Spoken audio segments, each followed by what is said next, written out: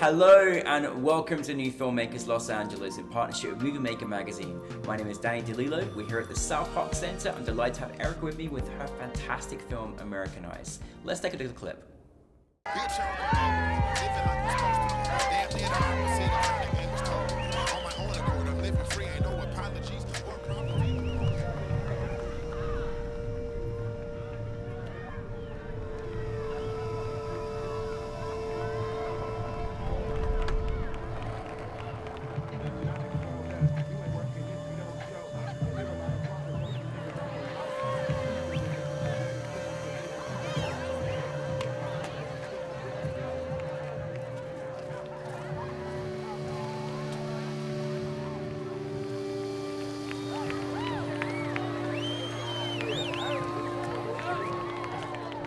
All right, let's hear for the ladies basketball team! Come watch them get that W and break the tie for the playoffs. Let's go, ladies! S-K-Y-L-I-N-G, Skyline, you know Titans, we bout it.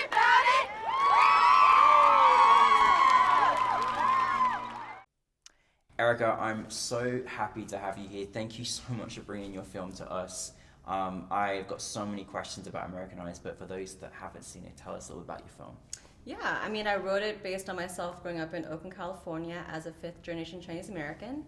And it's basically a day in the life of a 16-year-old girl who just doesn't fit in school, which we all feel.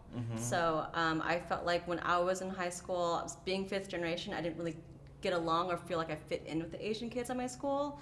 But then I was also the only Asian girl on the basketball team. But it really wasn't about race, it was more about like being a good player. Yeah. So it's kind of like the bench warmer trying to get on to the starting five of the team. So no matter what, she can't just like get in anywhere. I mean, honestly, it was a brilliant film. Like, we got so much great reaction last night. I was speaking to some people last night that were like, we love Americanized. It was so good. It was so Thank good. you. I can't believe that firstly you turned this experience that you had growing up as a kid, but then turning it into a film, which is a whole nother thing. Yeah. When did you kind of know that you were like wanting to say, you know, I'm going to turn this idea into a film? So this is my first time ever writing and directing a narrative short film. I've always done like commercials and music videos and documentary stuff on the side or just like as a career. And so I've had the idea for years, and I was at a point when I was trying to make it as a director and I was getting no work, and I was like, no, I'm fucking just gonna do a short film. There's nothing happening for me anyways. So I had this idea. I didn't know how to write it, so I was looking for writers, and I was pitching the idea, and actually I knew I wanted to write it when they got excited, and I was like, well, no, I don't want to do it. Oh, that's crazy. I got a little jealous. I was like, well, I'll do that. And so I ended up trying to write it. My friend at the time also was a professor in writing, so she kind of like was guiding me through the process, like through the outline and such. So it took me, when I was at NewFilmmakers in 2017, that was when I was like soft pitching it around of like, this is kind of what I want to do. And it was only when people started like really engaging, like, what is this, that I was like going to do it. So in 2019, I wrote it. Oh, wow. And it took me a year to write it. And it was 16 pages, and I had like 27 drafts of it. I was so meticulous, and I was doing a lot of research. It took me a long time to just dissect films and find comps for it. But I was being like really like careful on how I was having this messaging, because it's my life, and how do you squeeze down your whole, experiences into one day. And really the experiences kind of that I put into the film were from me from elementary to 20. Wow, so you kind of condensed it into one thing. I was just, from the get-go, I just was in it, you know what I mean? I love the way you just even began the film, you were just, you just gave us like this world instantly, you know, and then through the eyes of, this 16-year-old girl. I mean, I don't know if you just handpicked like the next emerging talent of young actors, but like you had a brilliant cast. Oh, like, thank you. Just your lead, but also just your ensemble. Like, how do you go about finding, obviously, the person that can really carry this off? Right. And then having to find people, not only are you finding other great ensemble casts, but also people that can play basketball as well on top of that. Yeah. So tell us a little bit about that journey. Yeah. Right. So, I mean, I did have a casting director on it, Claire Kuntz. She's like a good friend of mine since when we're both assistants together. Yeah. But she now she worked for the casting director for Marvel, and so she's been casting for a while. So she, it was such a personal film. It was my first time actually casting for speaking roles. So the way I cast was so different. But the easiest roles to talk about, I think, is like Stephanie, who played I call her like the second lead in the film. Yeah, she really is. She was the first tape I saw. I'm like, that's exactly the girls, like when I grew up, they felt like her. Yeah. She was like kind of hard, but at the same time so soft and like so personable. You really want to win her over. Yes. And so she did such a great job. Chow Mein is actually David. So Chow Main's a rapper. And he played the love interest, and we were looking for a guy that kind of felt like how I grew up in the Bay. And I think with casting like guys, they kind of have to have that Oakland swagger, and that was a key word for all of our casting. It's like, who can look and feel like they're from Oakland? But you know, when you think of like actors, they're very like prestigious, so they go from acting schools or theater, and so they're too proper. And so I was like, no, just act like a cool chick, you know what I mean? And so it took a really long time to find like girls that just kind of like feel like they can hang. Yeah. You know what I mean? Of course. It's like if I feel like I one up on you, then you can't play this character. Yes. But, so Claire and I really talked about it a lot. Terry actually read for Denise. Oh, really? They were, because they speak fluent Mandarin. Oh. And although they played Cantonese in the film, but they speak fluent Mandarin, first gen, everything, never played sports. And there's something about Terry that had such a cool swagger. Like, they're just a cool person. So when they walk into the room, they just have it, you know? Yeah. I was like, damn, can they dribble a ball? And so we're like, have you read for the lead? And so they stepped away into the hallway, like read the script over. Oh no, that was somebody else that did that. But we definitely knew that I wanted them in the film. I didn't know how. Yeah. And if not, then they had to be Denise. Yeah. But I really liked Terry's take on, her name's actually Christine. That's how it's written with Ing. Yeah. I really liked her take on the character, and it had so many layers and vulnerability, and they're also an awkward person in real life. So like the awkwardness of and just like you can read everything on their face. No, they're just like a really awkward person. They really fit the role in that way. And so, yeah, they were so confused when they got the role, but the biggest part of it was to teach them how to play ball. Yeah. And so the only thing that we did research on was like scouring their Instagram. They threw footballs, like, that looked good. Let's see if we can dribble a ball. Wow. So after they got casted, I had 2 weeks to get on the court. Wow. And so we played up in Silver Lake, and I taught them like posture, but also they play piano. So their posture is so upright. Oh my goodness. And so it was like a very much like Save Last Dance, like trying to get them to have, to like loosen up the shoulders a little bit. Oh my God, I love it. But I mean, I thought they did a really phenomenal job leading the film and just being so captivating. Yeah. And I think that there's not much dialogue, and for Ing specifically, it's all more observant, but it also comes from my music video background where I don't write dialogue. So interesting. A lot of it's not a lot of dialogue, because I just like, it's just this. Like the dialogue's but written it was that way. all in the description. I mean, the face It's all in the talks description, so much. the face, yeah. Like, But I so wrote it that much. way. I wrote it like so nonverbal. I only wrote dialogue to get into the scenes, and then everything else, like the feelings, is just like looking at the face. But it works so perfect because it made the audience work and figure out. And I love when you see a film that kind of challenges you to understand. But it was so clear. I mean, honestly, I can't say how great your cast was. It was that. It was so good. Thank you so much. I could talk forever on casting. It's I so know, hard because there's brilliant. so many roles. Yeah. And it's made as a character-driven film. Yeah. But I like when people say it's an ensemble, because I end up falling in love with all the characters. Yeah, I did too. Yeah. I mean, and again, I thought you showed a terrific way, with the writing of just arcing people's different characters. I love how you kind of left us in moments where you saw a side of them that we wouldn't see maybe vocally, but we'd see in just a moment. You left us on camera, and that was so wonderful. One of the things and again, coming from commercials as well, I'm sure, but like it was so crisp to watch. Like it was a very well shot film. It looked beautiful to watch. It definitely deserved a big screen. And I felt like I was watching a feature. Like I really felt that, or a TV series, one of the two.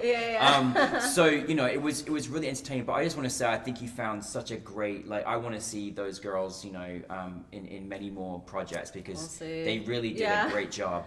But yeah, moving on, like, as well, like, I just want to share with you, like, I know you've come from a basketball background. I'm sure there was elements where you obviously not casting director, basketball coach kind of thing. Right. But then choreographing which is always interesting when you're choreographing a sports game, and then choreographing a fight scene. Right. Like, how are those experiences, and what kind of things you have to go through to kind of articulate that? Yeah, I mean, I think choreographing just comes with me because when I was in high school also playing ball, I was dancing. Yeah. So I was actually a choreographer in high school, and it kind of makes sense even with talent blocking. I do that a lot in music videos. Yeah. And so to do it for a basketball game, it's kind of the same thing. Yeah. So it wasn't really that bad, and same with fighting. But I think at the end of the day, too, what I wanted to make sure that everything felt motivated. Yeah. And so for the game, every single beat in the game is written to the script. Yeah. Because I had to get Stephanie to fail 3 times before she kind of like gets out of the game. And so I wrote those beats into the script. Oh, cool. And so when we're shooting it, it was very much just like playing coverage. And so what you do is just like, you do an overhead of the basketball court, and kind of like how you do it like a coach would on a play. Yeah. I would like right where the players were, where the cameras were, for each of the 3 beats. Oh, my so you goodness. know where the camera was for 1 and 2, and then when she fell down, it was on this side of the court. When she took the ball out, it was on this side of the court. So I knew exactly the placement of it. Wow. So we shot her emotional beats with no audience and just the camera in her and the ball and the opponent.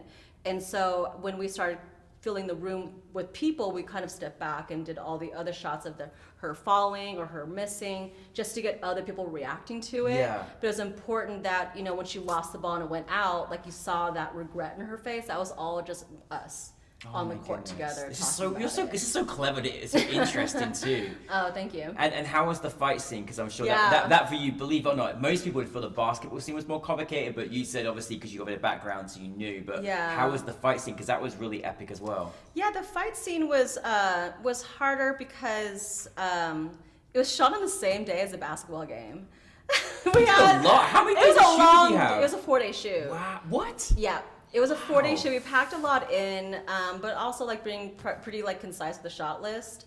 But yeah, man, we did that night shoot at the same day because we only had the gym for that one day, and the school was being so polite and letting us shoot there. And so I was more worried about that blocking because all the extras we just met that day. So they don't really know what's going on. I had to like direct them into where they're going, find that rhythm of like the people dancing or the people like getting into it or like, yelling at Stephanie.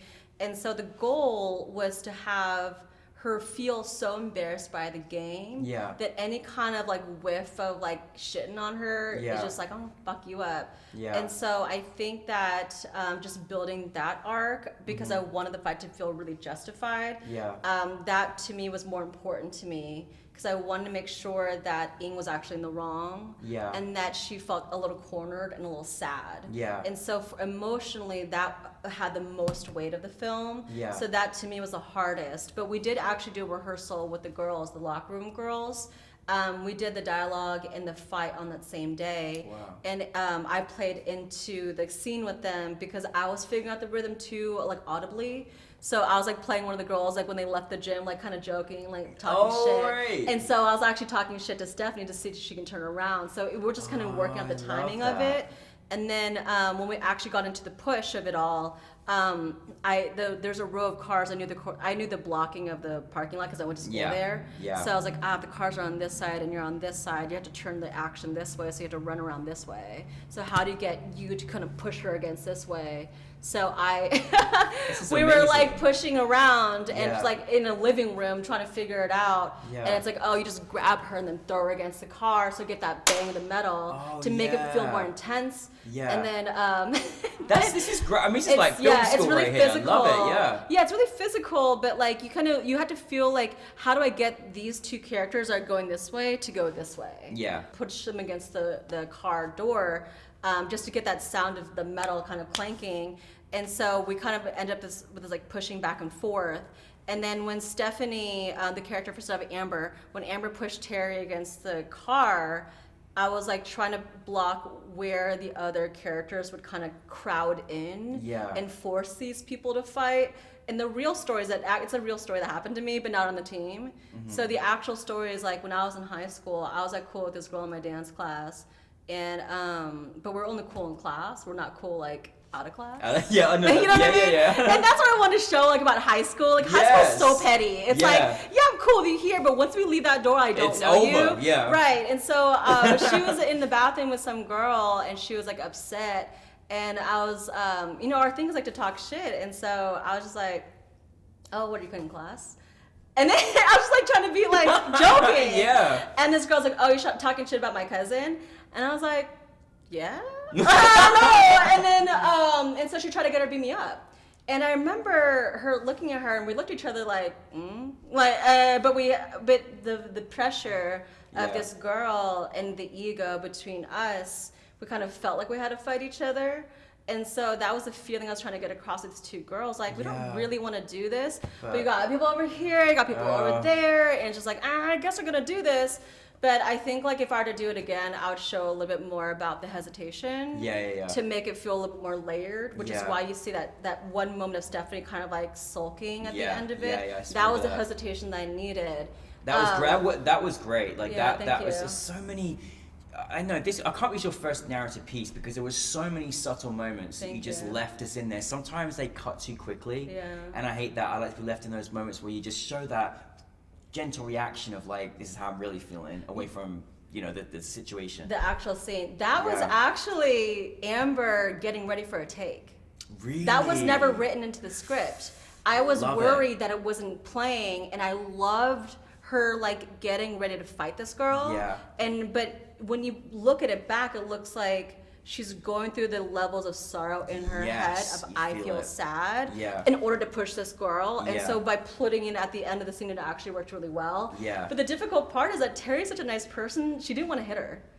So like Amber was like, just hit me. And so she was in rehearsal like pushing her and grabbing her, and like, nah. Like she just like couldn't hit her face. Like, no, really give me one.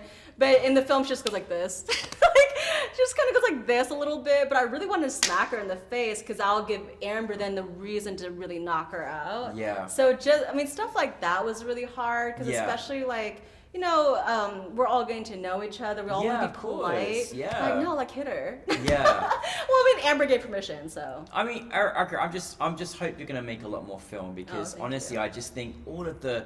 You said 27 times you sat down and wrote the script, etc. And just all the thoughts, like all the things that you put into the film, it really just came out beautifully. It really did. Like people must be very excited to work on your set because you have so much energy and you're like a director, but you're like a coach. You're coaching these. Like, get in there. No, it's great though. It's so refreshing. I yell at my actors when I want the energy to go up. But it's refreshing. I have to be higher than them. I love that. That's exhausting for me.